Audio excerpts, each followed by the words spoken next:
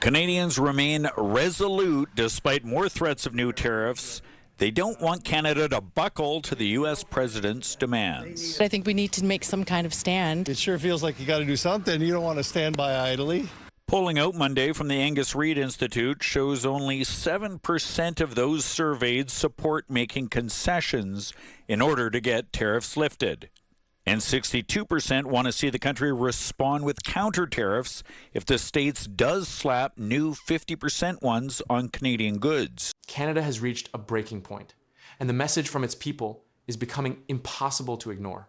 Calls for tough action against the United States are growing louder, leaving Mark Carney with a choice that could reshape trade. If Canada responds with force, America could face bigger losses than expected. A new poll shows most Canadians are done waiting. A strong 62% now want Ottawa to hit the United States with counter-tariffs in response to Trump's latest threat. Fewer than 1 in 10, just 7%, think Canada should give in to American demands. The public mood has hardened into a clear national position, and it lands at the exact moment Prime Minister Mark Carney faces a difficult choice: match the will of the country or hold to the more cautious approach he believes is smarter.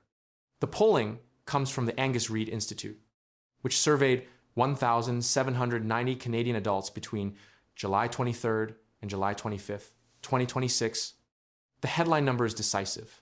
A majority of Canadians, 62%, say they want Canada to respond with its own counter-tariffs, split between matching the U.S. dollar for dollar at 34% or a more limited response at 28%.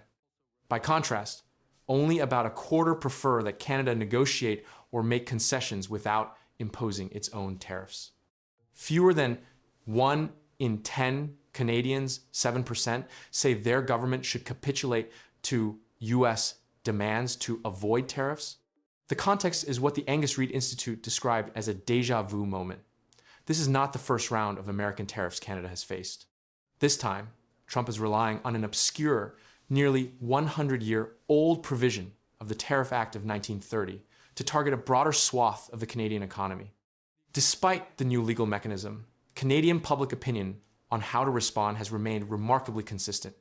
The resolve that formed during the first tariff rounds in 2025 has held through every escalation since, and the July 2026 poll shows it unbroken. The political complication is that this strong public demand for retaliation runs directly against Carney's own judgment. Toronto Sun reporting captured the dilemma directly. The problem Carney has with Ontario Premier Doug Ford and millions of Canadians wanting him to fire back with dollar-for-dollar counter-tariffs is that he believes it is a bad idea. That was not always his position. Earlier in the trade conflict, Carney did impose retaliatory tariffs.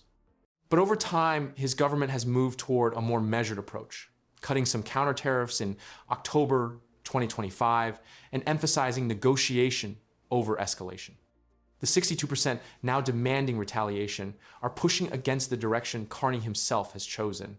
And if you want the real story behind how Canada is still holding its ground through tariffs, wars, and hard times, hit join below to join the membership for exclusive documentaries you won't see anywhere else about Canada's progress and rise through uncertainty. Carney's public messaging has stayed firm even as his tactical approach has grown more cautious.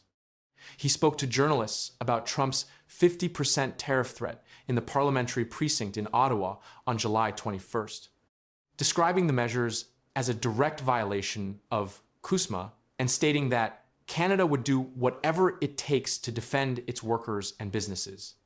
His phrase describing Canada's options, "everything is on the table," keeps the retaliation possibility alive. But the gap between that firm rhetoric and the more restrained policy his government has actually pursued is where the political pressure is now concentrating. The confidence data reveals the cost of that gap.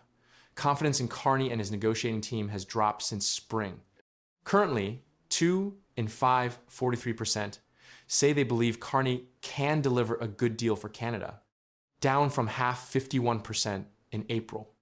That 8-point decline reflects a public that supports a tougher response and is losing confidence that the current approach will produce results. The pressure is not only external. from Washington. It is internal. From a Canadian public that wants harder action than the government has so far been willing to take. The polling also reveals which specific concessions Canadians will and will not accept data that directly shapes Carney's negotiating room.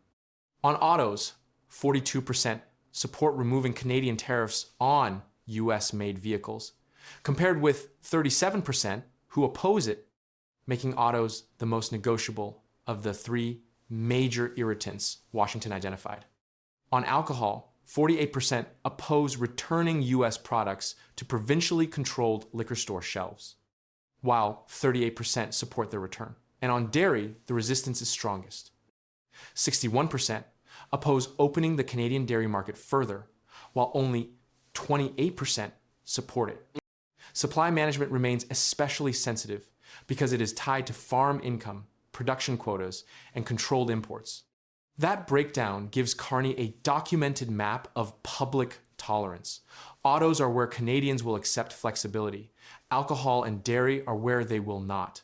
The 61% opposition to dairy concessions aligns with Bill C-202, the law Parliament passed, preventing negotiators from offering additional supply management concessions, meaning both public opinion and Canadian law foreclose the same concession Washington most wants.